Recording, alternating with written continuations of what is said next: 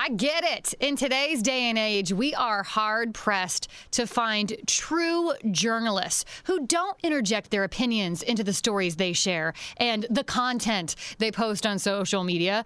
Well, mamas, I am here to tell you I have found one. Her name is Alyssa Ivanson, and Alyssa is currently the evening anchor for Fort Wayne, Indiana's #1 television news station. It's called Wayne 15, and she has done it all. Anchoring, producing, investigative reporting. That list goes on and on and on. In fact, she has been doing it all for nearly 20 years. She is so darn good at her job. She's been nominated for over 20 Emmys and has won a slew of other awards from different broadcast associations all over the state. In fact, she was even named Best Reporter in Indiana by the Indiana Associated Press. I'm telling you, girl has one heck of a resume. And with a resume like that, one might be thinking she's cozying up to the liberal left, because I know what we all think oftentimes about the media. Turns out, that's not the case. I don't actually know if she is a registered Democrat or a registered Republican. And folks, this is saying something, because in full transparency here, Alyssa has been my personal BFF for over a decade. She is a true, unbiased journalist, my friends. So let's get to know her here on the News Mom podcast. She changes diapers while changing minds. This is News Mom. All right, Alyssa Ivanson in the house. You are officially the first guest on the News Mom podcast. No pressure. Thanks. I'm glad you're here, because you've been in the local media for quite some time, nearly 20 years. Yeah. So you know the ropes. You are a true news mom. How on earth did you get into local TV? So I've actually wanted to be a reporter, anchor, journalist since I was 11. And I would do little newscasts at home. And I saw Channel 1 News in school. And it was this national broadcast that they would pipe into schools. And I tried out for it. So like in elementary school, you're talking, you saw this, or middle school? Well, it was in high school. Okay. Yeah. And I tried out for it and didn't make it. But I had to make this little Look at him now. Look who's laughing now. Right. I showed you. That's right. But I had to make this little at-home newscast and, send it in like a reporter. What was your content for this at-home newscast? I don't remember. I don't remember. That's probably on a VHS tape somewhere in a pile in my parents' house. Yeah, because it was on the camcorder, Oh, yeah. And because they always had a student-produced week. And but I loved watching it. And I went to Ball State and pursued that career, and then got hired at Wayne right out of Ball State. So I've been at Wayne 17 years now. So like I said, nearly 20 years. And I think this is really important to point out for listeners. First and foremost, you're my best friend. Yeah, right. We have been friends. Disclaimer. Full transparency, discllaimer. You're my dearest friend. You have been for, I think, about over 10 years now. I was actually thinking before this show how long we've been friends, and I think it's been about a decade, because I've known you a couple years longer than my husband. I've been married 8 years. So I'm like, it's got to be around the 10-year mark that we've known each other. And what's so unique about you, Alyssa, you are a true unicorn in this media world. I know that people think in the media we're all supposed to be unbiased, which if you listen to my radio program, you know I'm not. But there's this illusion that we, should be unbiased, but most people in the media are not. They have their bias, they have their hidden agendas and thoughts and what have you, but you truly are unbiased. We've been friends for over 10 years, and I don't know if you are a registered Democrat or a registered Republican. Quite frankly, I don't care either way. And we talk about everything, so I find it remarkable. You are the only person in my whole life, I don't talk politics with. Well, and I take the fact that you don't know my leanings to be a high compliment, because I don't think that it's just, an illusion. I think it's an expectation of journalists to be unbiased in our reporting and in our presentation. And when I'm covering a political story, I go to great lengths to make sure that what I put on air is true to both sides' intentions and is of equal time. I've gone to the lengths of timing how long one candidate speaks in their soundbite to give the other candidate equal you're that time. Hardcore. I am, because it is not my job to give my opinion in the role that I have in local media. And my role is a little different than yours in an unbiased newscast versus a talk radio program. I think that there are different expectations and different purposes and different opportunities that you have in how you tell the story.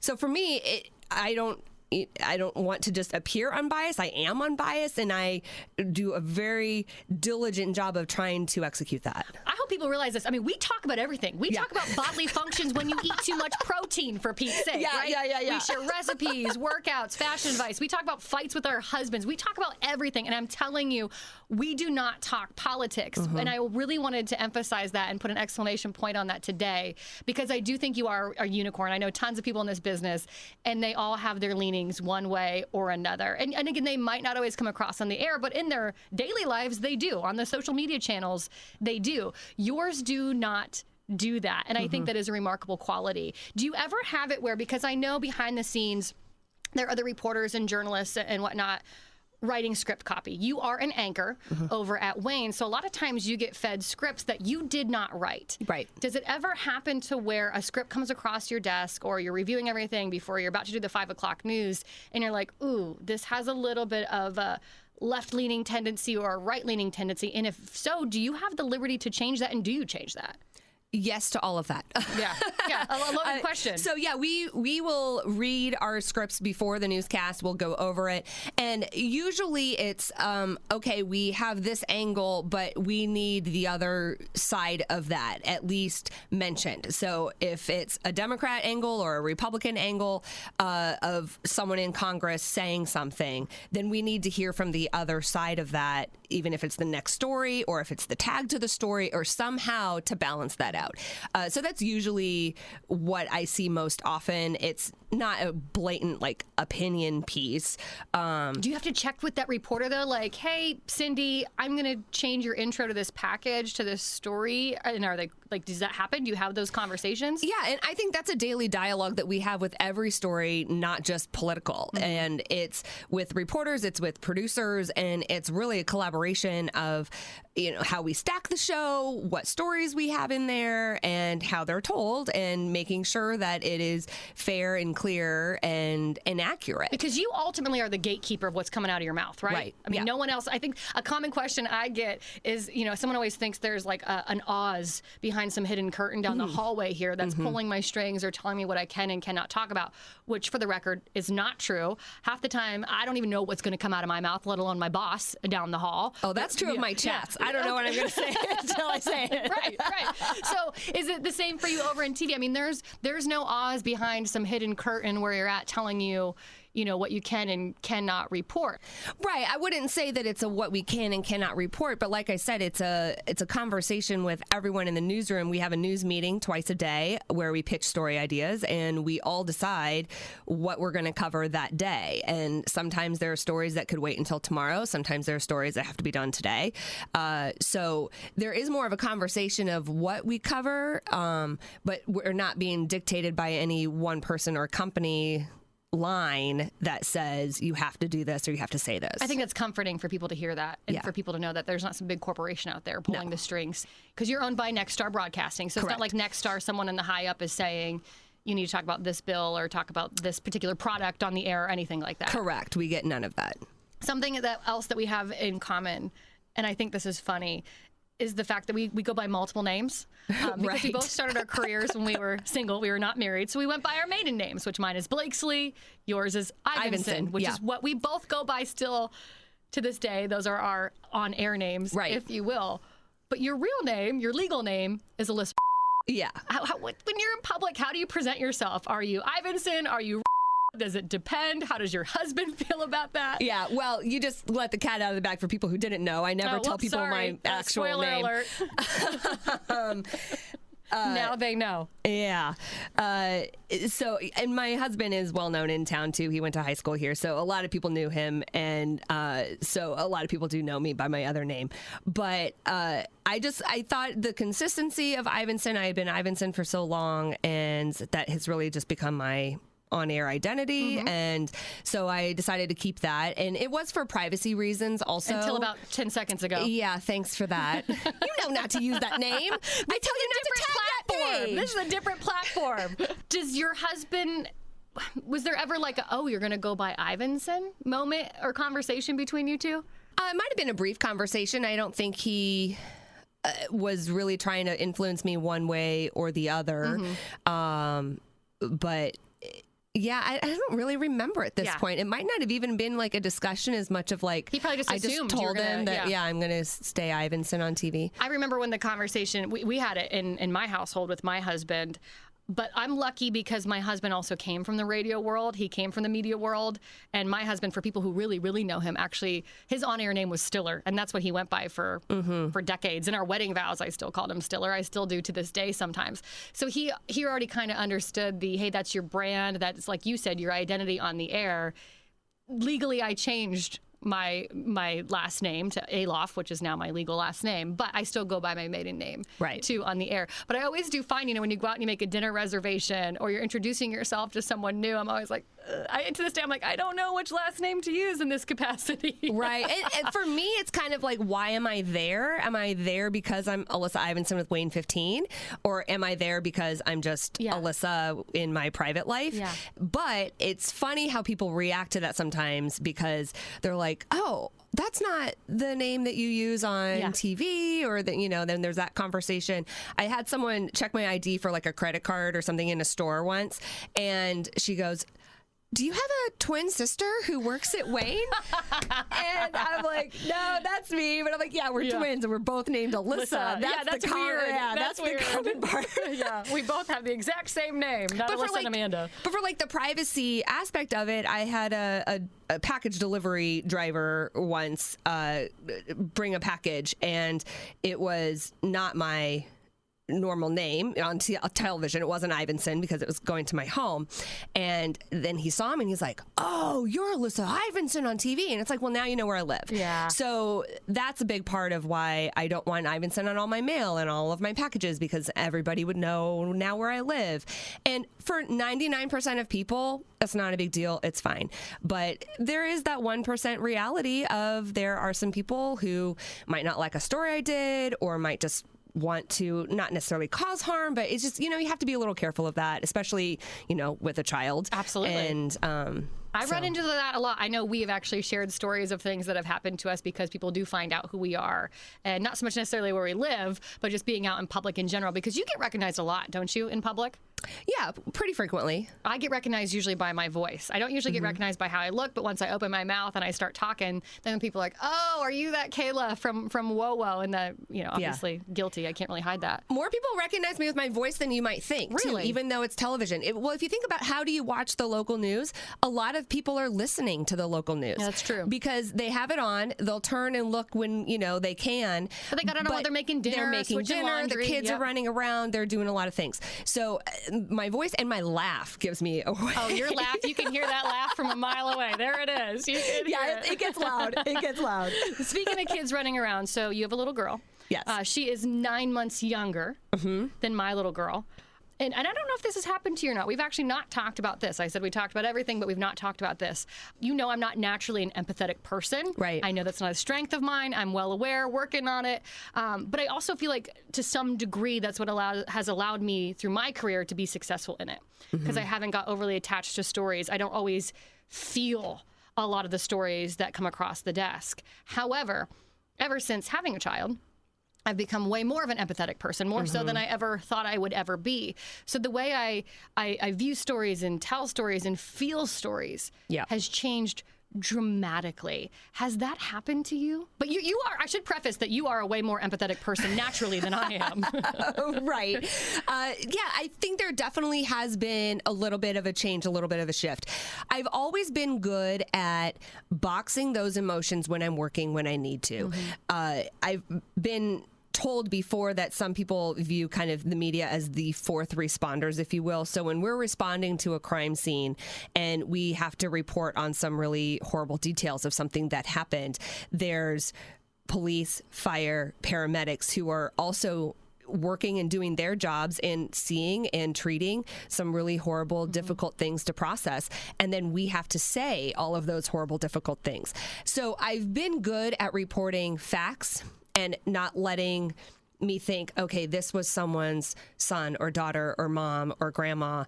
This was a woman was killed in a crash today. It happened at this time. This is how it happened. And then I don't fully process all of that information. So that has allowed me to do my job, because if you overly emote every story, you'd cry through the whole newscast. And you can't do that either. So you have to have that level of professional capacity, and it's not, I don't want to say it's a veil, because I also cry on air. People have seen that. Yeah, that's true.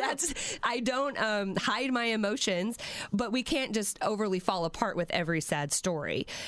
That being said, since having Chloe, stories that involve a child, and a child who maybe passes, or abuse, or things that would have been horrific to me before, but I can just say that is awful, I can't believe somebody would do that, now are a little more just like rip the inside of my gut out. And because I can picture that happening to Chloe, or I can, especially if it's someone around that age. So I imagine that this will also progress as she gets older, because anything that you can so intimately connect to something in your own life, an 18-month-old, okay, I know that that's, not an infant, not a full kid, whatever that is. We're in the weird phase. Our kids aren't quite full-on toddlers yet, but almost. Yeah, Chloe turns 2 in March.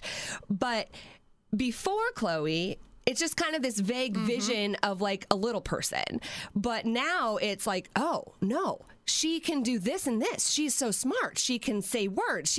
It just brings a whole nother level of understanding of what those different ages are, and the person behind that age.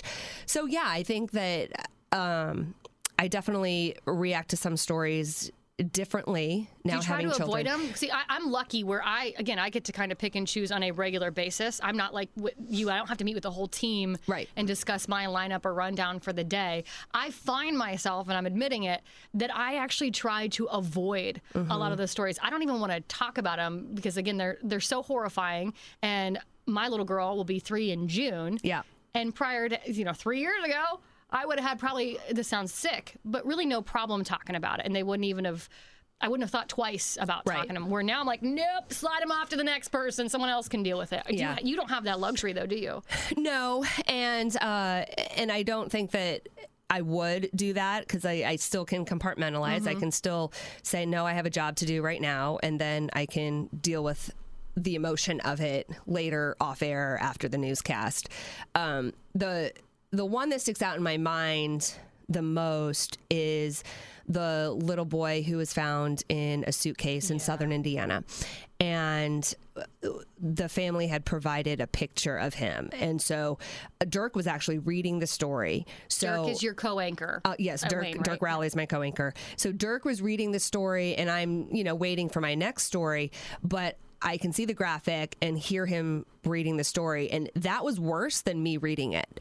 Because if I'm reading it, I'm not necessarily able to look at all the video that's running or all the pictures that are there, because I'm reading the words from the teleprompter. I'm focusing on delivering it.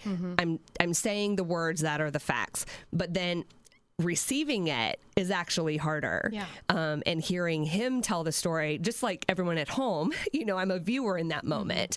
And that was probably, that stands out as the most difficult since having Chloe. Well, like you said, it'll be interesting as we raise our girls and as they get older, how those feelings progress as they get older with those stories. Right. If we'll find, once they're teenagers, if stories about teens impact us harder than maybe they would have. Right. I'm not necessarily looking forward to discovering that as our girls get older. Right. Well, and it's not just tragedy and death, but it's school stories. Yep. It's daycare stories. It's social media stories. It's all of these things that affect parents that now we have almost just a different vested interest in telling those stories than we did prior to being in the group of parents affected by it. Well, hence this show. And I don't know about you, but I cannot believe, again, my daughter's 2.5, she's almost 3.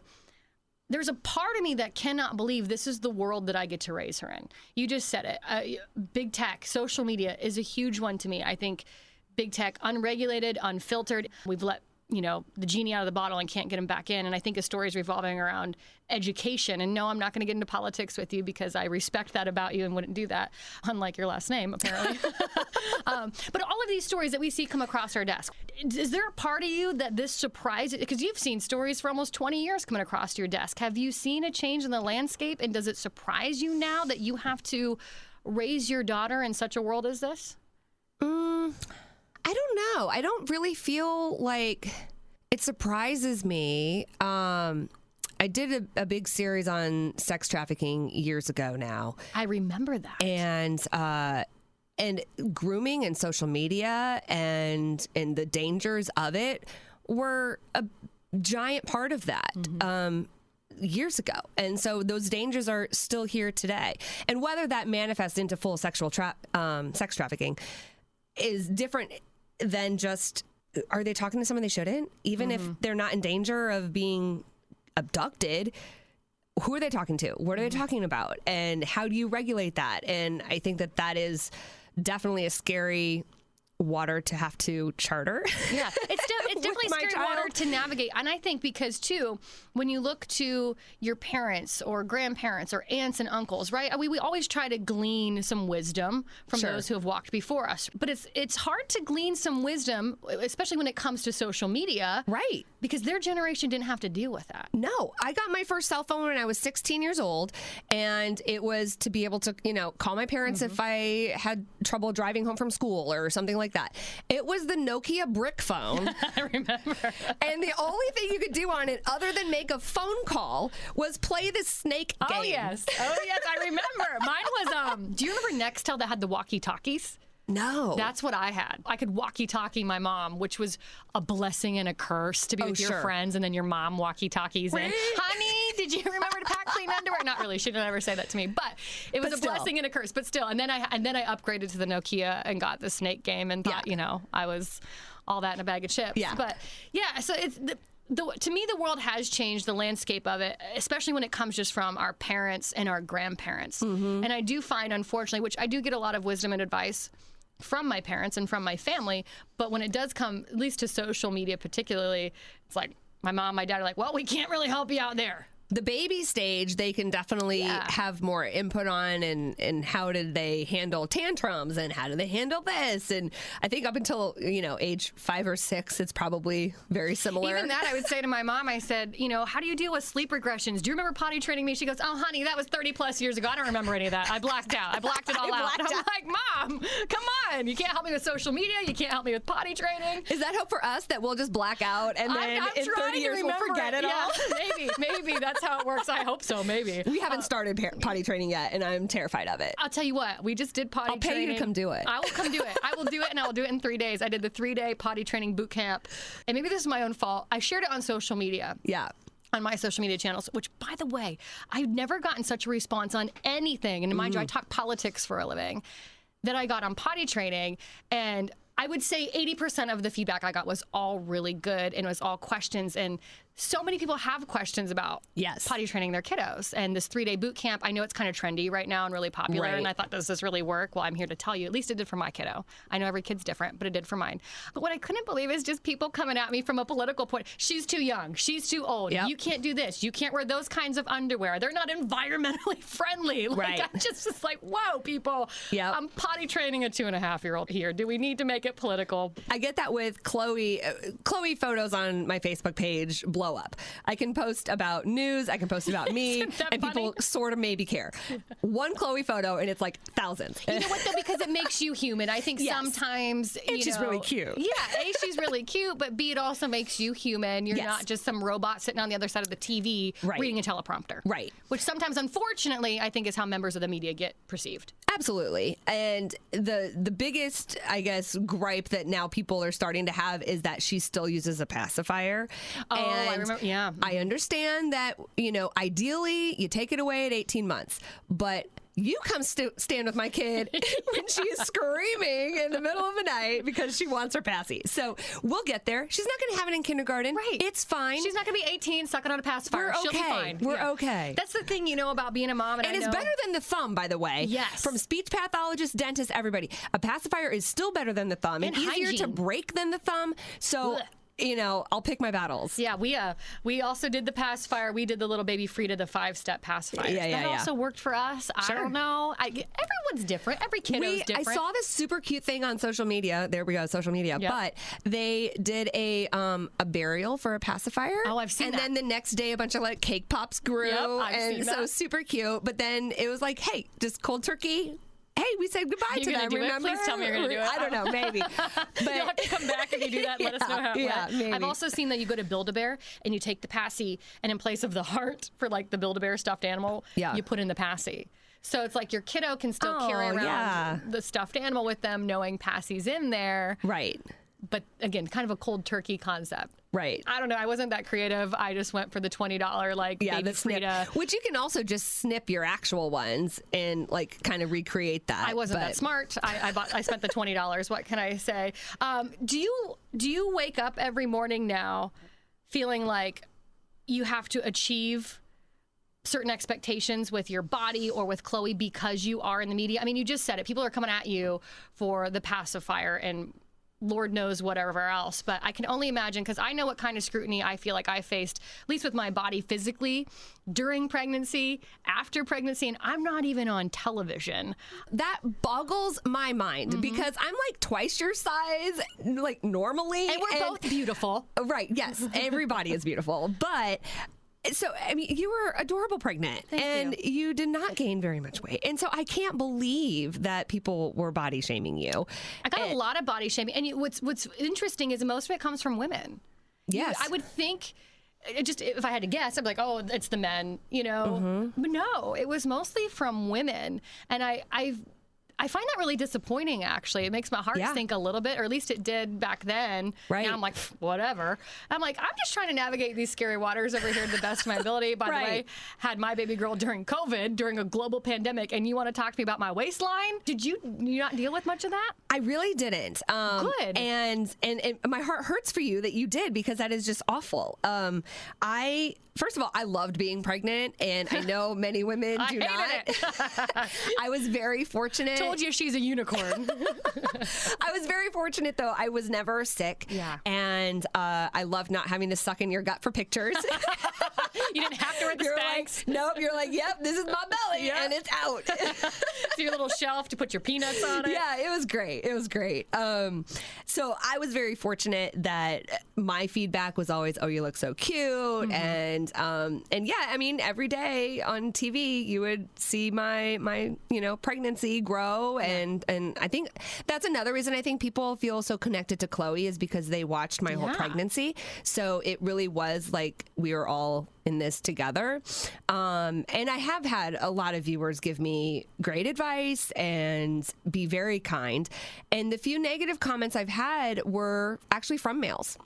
Really? And I posted a picture wishing everybody happy Christmas and like happy New Year, and like it was the year ender. This would have been 2 years ago now. So Chloe was not yet a year. So I was under a year postpartum, and he told me to find a treadmill. Ouch. Yeah. Jerk. Which luckily people come at him. Yeah, you don't even need to defend yourself. I don't even need to do it because other people do it for me. Yeah. Which is also very much appreciated. But I think that losing the baby weight was a lot more difficult than I thought it would be. I'm still not quite to my pre-pregnancy weight. I'm like 2 pounds away. Let's call it you're there. We can call it you're there. Okay. That's just a little, you need to go use the bathroom. You're close enough now. It's close enough. Okay, we'll take it. But breastfeeding also was much more difficult for me. And I just had so many friends who were great breastfeeders and lost all the weight immediately because of breastfeeding. And so I just thought that, oh, that's what happens. That's what will be my journey. And that just was not true for me. And so that was difficult for me to navigate just with my own psychology and my own expectations not being met. But I did not feel bombarded by other people because of my position. That is not what I thought you were going to say. Because I've actually thought a lot about this too. I got to thinking about, man, that would have just totally sucked having to get up, because I work mornings too, which misery loves company, and we'd be up at 3 o'clock in the morning texting or what have you. And the moment I didn't think about it for you, but 7 months pregnant, which you just said you didn't really have much morning sickness or anything like that. But yeah, you still have to be beautiful and presentable. I work in radio. I can come in here in a ball cap and a pair of joggers if I want to. So it's really not as big of a deal, which is maybe why I got more criticism than you. But I'm actually surprised in a really good, positive way that you really didn't deal with a lot of that. No, I'm so used to doing hair and makeup, and I started one day to sort of guesstimate like how much of my life will have been spent doing hair and makeup, and I stopped because I really don't want to know. I mean, it's a lot. gotta be years, right? Oh, it's years. Yeah, it's years. Well, I've been doing this 17 years. Yeah. So by the time that I was pregnant, the hair and makeup was the normal part. So it didn't affect me by like, oh, I'm pregnant, I don't want to get ready. It was like, well, this is just part of my job description. I was just going to say, because it is part of your job description, because let's face it, you cannot show up wearing a ball cap and joggers like I can. Right. Is it like part of your working day, getting ready? Yes, it is. Yeah, Nice. I show up with my hair not done and no makeup, and then I get ready at work. And that's one of the top questions that I get is if we have hair and makeup people, and we do not. And what I always say is, if I look good, I get the credit, and if I look bad, it's my fault. That's good. That's good. Yeah, I can see that being a common question because a lot of even local media outlets do have hair and makeup, but you do not. No wonder you've gotten so good at it. If there's any local in Fort Wayne who have hair and makeup people come in, that's news to me. But I've got some friends who work in other markets. You have to be decently high market. Indianapolis had it for a little while, and I think they don't anymore. And they're like they're 25 market in television. For people who don't know, there's around like 200 television markets. We're 111 in Fort Wayne, and number one is New York, then LA, Chicago, Dallas. So it goes by number of people who can watch. That's how the markets are. Radio is the exact same thing, but by number of people who can listen. Were you ever fearful? I had this while you're pregnant, you're on the air, you're doing your thing. Were you ever fearful or worried your water would break on the air? Sure. Well, I worked right up until my due date. And I was worried about that. And at the very beginning, I was worried that I would get sick because I didn't know that I was going to have a pretty good pregnancy. When you're first pregnant, you're just like, well, people get morning sickness. You like brace for the worst. Yeah. And so Pat Hoffman, my co-anchor on the morning show on First News, he kind of was always a little bit on like standby of like, I might run out of here puking at any moment, just so you know. Which Pat Hoffman is now dealing with another pregnant co-anchor, Emily Dwyer, is pregnant. Right. They're expecting in August. That's so excited for them. But I had to tease Pat a little bit that it's like, man, all of your co-anchors, we just go up and get pregnant. High alert. Yeah. My water did break on the air. However, I'm like you. I worked right up till my due date. I was working from home because it was during lockdown. Yeah. So it wasn't quite as crazy, but I will say, me and the fellas here in studio, we had a plan that if it did happen, here's the two people that would leave to take Kayla. Like, here's how we would handle the show. So we did kind of have a plan in place. It was just luckily I was at home. The guys were all back here in the studio. And I remember saying, coming out of the commercial break, and I'm full on contractions. I mean, I'm having a hard time breathing. You know what that feels like, And I'm like, I hope you guys are listening back there in the studio down south, because I lived up north at the time. I'm like, I'm pretty sure my water just broke. Congressman Jim Banks, a local congressman here, was about to join me on the air. So I said at the time, our anchor's name was Darren. I said, Darren, I'm hoping you're ready to step up and have this conversation because I got to go. But that was a big fear of mine, like making sure we had a plan in place for if that did happen. Right. I ended up deciding that I worked up until my due date, and then I decided to take off early. So I just used up some vacation days waiting for baby. So my water actually did break, which a lot of women's water don't break just like out in public before they get to the hospital. What a big misconception, right? You always see in the movies. Not like the movies, like a big old full glass of water. That's not how it happens. Which I'm sure for some people that might be their journey. But my water did break. Quick little story. I was at an event for Young Lives. So it's with teen moms. And I had brought a whole bunch of my clothes and like garage sale type items. And it was a free garage sale for them. So they could go through all of my clothes, shoes, bags, houseware stuff, take whatever they want. And we're cleaning up, and I had yoga pants on, and I'm like, my yoga pants feel a little wet. And so I go to the bathroom, and it's getting real time here. I smelled it because that's what you do. And I'm like, I did not pee my pants. That is my water odorless for people who don't know this. It is odorless. That's how you can tell the difference. And so when I went to the hospital, I actually was barely dilated. And they questioned me if my water had actually broken. The doctor thought I didn't know what I was talking about. But they tested it, and it was amniotic fluid. And I'm like, see? Yep. I know my body. Very similar thing happened with me. So I thought, again, same situation. I was wearing sweatpants because, again, I'm working from home. I was like, this doesn't feel right. And during that commercial break that I wasn't sure, mind you, I have 2-minute commercial breaks. I ran upstairs. My husband was also working from home.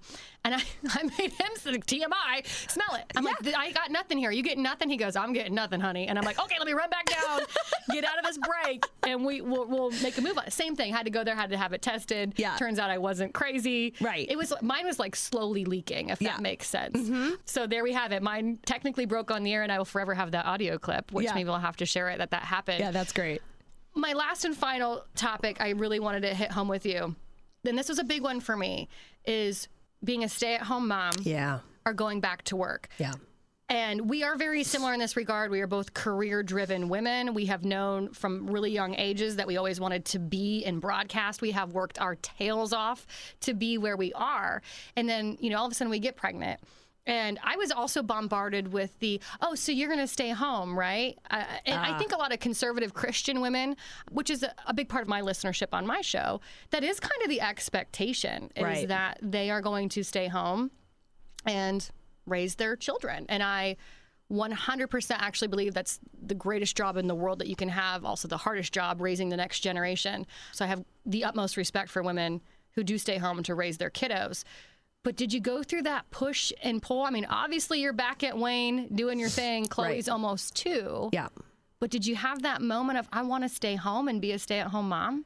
I definitely had thought about it. And especially at the beginning of maternity leave, I thought, I could do this. This is great to just get to focus on taking care of the child and the house. But then I don't think that is in the heart of my personality, and I like to be busy. And like you said, I've been doing this for 17 years, 15 at the time that I was making that decision. And then I think that there's our plan and then there's God's plan. And, it took me 18 months to get pregnant with Chloe, and we were very frustrated and didn't know why. We got some testing done and I was okay. He was okay. And I'm thinking, okay, then why is it not happening? God, why is it taking so long? Right. But then when she came, it was past COVID enough that John could be with me in the hospital. It was we were building a house at the time, and so moving in and then being able to set up a nursery, it would have been crazy if she came earlier. And so in hindsight, there are all these reasons why we're like, okay, God, I see you. Yeah. I have to remember to have that faith that it's so easy to say and so hard to execute. And his timing was right. And similarly, Tara Brantley was our main anchor at the time that I went on maternity leave when I was working mornings. And she decided to move on in her career and take a different path and go to the Urban League. And her last day was literally 1 week after my maternity leave was going to end. Wow, I didn't realize the timing of that. And that option wasn't even on the table when I left for maternity leave. So that presented itself to coincide exactly with when I was deciding what was right for my life and my career. And, being the main anchor of a station is what you're kind of programmed to shoot for. Yeah, that's the dream. Within our industry. And I was, thrilled to have that opportunity. And then Wayne has been fantastic, and I'm in a new role now where instead of anchoring the 5, 6, and 11, I anchor the 5 and 6, but I come in earlier in the day to work on special projects. And that's one thing that I think I'm good at in this career is telling longer form stories, the emotional stories, and this shift allows me to do that. I also have worn a producer hat for years. When I first started at Wayne, I was a producer reporter. So I would be the one putting shows together. So now I put together our big shows when we're out at Fort for Fitness and the Three Rivers Festival Parade and the big special shows that you see. I'm putting all of that together. So you're kind of a hybrid. So maybe a unicorn isn't the right word. You're a hybrid. Well, this is kind of a unicorn position. That's true. I don't think there's many of those that exist, especially if Wayne kind of created it for you. Yeah. But man, the book of Jeremiah, for I know the plans I have for you, says the Lord, and that could not be truer for your life. Yes. I'd all those things just slowly fell into place. And I know it took you a while to get pregnant. You said 18 months. Yeah. Would you label that infertility? What would you, because I know it's a little bit of a struggle. I don't even know if struggle is really the right word to use. What would you call that? Right. And for people who truly have infertility issues, I would not feel comfortable calling our experience infertility. Generally, doctors will say that anything less than a year is, fast, and it should take around a year to get pregnant. Yeah. That is totally within the realm of normalcy. Now, I have endometriosis, and I was treated for that years ago. That is when the uteral lining is growing outside of your uterus, and that can cause infertility if it grows on your ovaries and fallopian tubes and things like that. So I was a little bit of a high risk with that respect. We didn't think that it was causing issues when I had my surgery years ago. It was not on any of my reproductive organs, but it changes and grows, and we don't know what it's doing in there. So my doctor allowed me to get some tests done sooner than a year because of that. And so we tested my tubes, and they were open. And so we knew that I wasn't the issue. And my husband got tested as well, and his numbers all came back fine. So then it really was like, okay, then what's going on? We did do one round of IUI, which is... I call it a bus ticket. That's a good way to put it. We're just helping it get to where it needs to go. But it is not IVF. IVF is when you take the egg out and then you fertilize and then reimplant it. But that round of IUI actually did not work. And I was very discouraged after that because I thought that was going to be the magic pill that we needed. But then the next magic month... school bus. Yeah, the magic school bus. There you go. But then the next month is when, I had... thrown everything out the window. I was very frustrated. And of course, that is when we get pregnant. Of course. Yep. So they say that's how it works. That's right. Yeah, I know. They say that. I know. And for anyone that really knows you, that's a big deal for you to just be like, all right, whatever, to relinquish the control. To give up control. Yeah, it only took her 18 months to figure that out, to have a baby. Well, so we're trying for our second now, and it's been about a year again. And so I started out with I'm not going to try to control it, thinking like, okay, it worked last time, so we're going to start there. Yeah. We're going to start there, but that hasn't worked. So I don't know what our next steps are going to be yet, but it's been about a year now. I really thought second child would be easier. I've heard from a lot of people, it's like your body with the first one is kind of jolted back into like, oh yeah, this is what I do. This is how it's supposed to work. And then the second and, subsequent could be fine. We just want two. So we'll see what our journey is. If you have to, do you think you'll go through this working versus staying home thing again? Do you foresee yourself playing that out again? Gosh, it's so hard to predict how you feel in the moment. I could say yes, that I would debate it again now and then be, in the moment, be totally opposite. And I could also say no. I think I've decided that I want to be a working mom, and it's working for us right now, which I do want to say all of this works because John, my husband, Chloe's dad, is so supportive and is so amazing. And he is such a wonderful daddy. And he picks her up from school and he has her until I get home at 7:30. And so he takes her to school in the mornings, and he is very much involved and very much is why I'm able to do what I'm doing. And so it is so much of a partnership that I couldn't have the career and be still fulfilling my childhood dreams alone. I say that all the time, that men are such an important part of the family unit. My husband's also the reason why I can, quote, have both or do both, have the career and be a mom, and be a wife, be a friend, all the things. My husband, similar to yours, he plays dad every morning by himself because I'm here to our studios by 4 a.m. Right. So he gets up with her, he gets her ready for school, packs all the things, signs all the forms, does all that, and then drops her off. I pick her up from daycare just because I'm done around noon. But I'm with you. I don't know if I'd be able to have all or do it all. I think that is kind of a pet peeve I have with the mainstream media, not the local media. The mainstream media is that they do kind of deceive and tell women or make women think they can't do it all, or they can't have it all, or that they are the problem if they can't have it all. And I think that's wildly unfair and wildly untrue. I do think women can have it all. You and I are proof. But the important piece of that puzzle is the man, is the husband, is the dad, to be a part of that family unit. And I actually really want to get more into that coming up here on the News Mom podcast. We're going to get into all kinds of things. Alyssa mentioned it. Social media, infertility, hormones, birth control. I can't wait to pop on to that topic. But before Alyssa runs, I don't know if I've also ever asked you this question either. Uh-oh. If you didn't do news, what would you do? Oh, I have a long list. Oh, okay. I got all the time in the world. We can go episode 2 if you want. Yeah. Oh, yeah. Alyssa's next career. I love flowers. I love arranging flowers. If you know me, you know I always have a vase of fresh flowers in my house, at least one. And so it's more like 20, let's be honest. I would love to own a floral shop or something along those lines, be a florist. That's on my list. Event planning. I was waiting for that one. You can throw one heck of a party, that's for sure. I love all the little details and making it fun and special.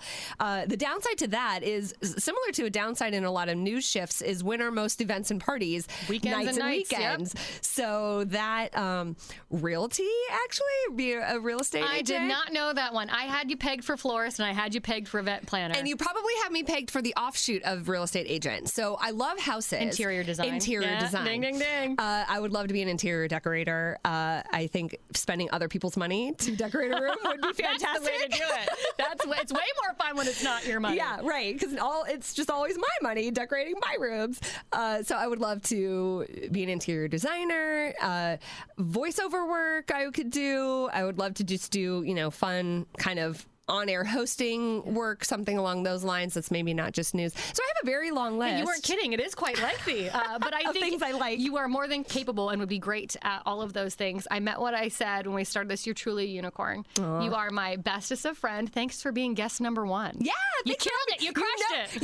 In my heart, I love being number 1. So exactly. We wouldn't have it any other way. That's Alyssa Ivanson at Wayne 15 here in Fort Wayne, Indiana. After hearing Alyssa's story, if there's one takeaway that you have from this episode, I hope that it's optimism, that there are reporters and journalists out there, award-winning ones, who are unbiased like Alyssa. I actually now take great comfort in knowing that.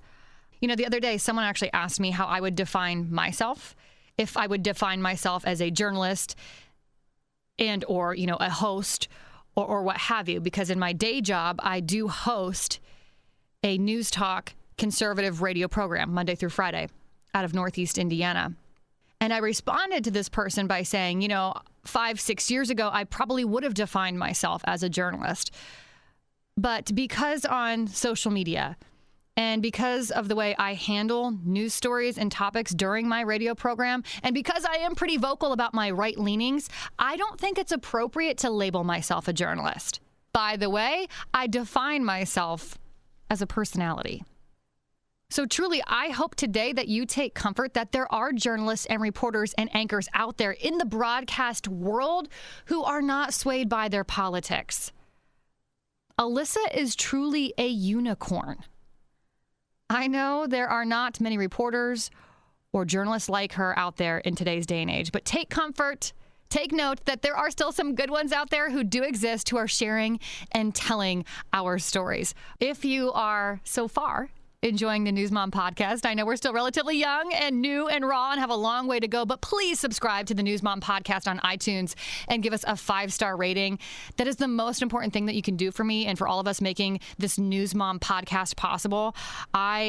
I am not hidden behind some crazy paywall that a lot of podcasts, including conservative ones, out there are hidden behind. So the best way that you can show support for me and what we're doing here on the News Mom podcast is by subscribing to us on iTunes and giving us a 5-star rating. It would be greatly appreciated. Until the next time, this is the News Mom podcast.